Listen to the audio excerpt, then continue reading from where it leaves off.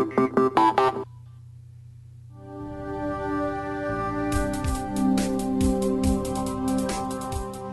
morning and welcome to ForexTV.com's AM Forex New York. Today is Wednesday, February 13th. I'm Caitlin Sisney.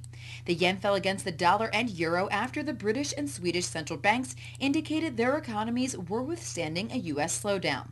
The Japanese currency declined against 13 of the 16 most active currencies as European equities paired losses and U.S. stock index futures rose. Yen is trading at 107.53. Meanwhile, euro is trading at 145.81. Sterling climbed to the highest level in a week against the dollar after the Bank of England raised its inflation forecast, prompting traders to pair bets on interest rate cuts. The pound also rose to a two-week high versus the euro after the central bank forecast said in its quarterly inflation report today that price growth will overshoot its 2% goal in 2 years. Still, gains were limited as the bank said there were downside risks to economic growth. The pound also climbed as unemployment fell to a three-decade low in January. Sterling is trading at 196.39. Today we're joined by David Gilmore from FXA. David will give his outlook for the Forex market. Good morning, Caitlin. And I'm looking still at a dollar bottom. I think we need to see some more upside. The yen is particularly weak today, but I'd like to see euro dollar continue to weaken. And my thesis is that much of the negative news is priced in for the dollar, and not enough negative news in terms of a global slowdown is priced for the European currencies in particular. I think in terms of capital flows as well, there's a major repatriation underway of real money. Institutional investors in the U.S. that have been major buyers of foreign equities are repatriating. Those equity prices are down a lot this year.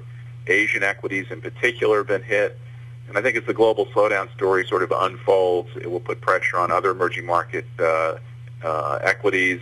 Latin America has been relatively untouched. I could see big flows back into the U.S. from there, and ongoing flows back from Europe. And much of this was unhedged because everyone had such a negative view on the dollar. So there's a currency component to this on the equity side, which normally may not be there. But a lot of U.S. Institutional money is invested in foreign equities, and I think that's a big channel for dollar strength in the period ahead.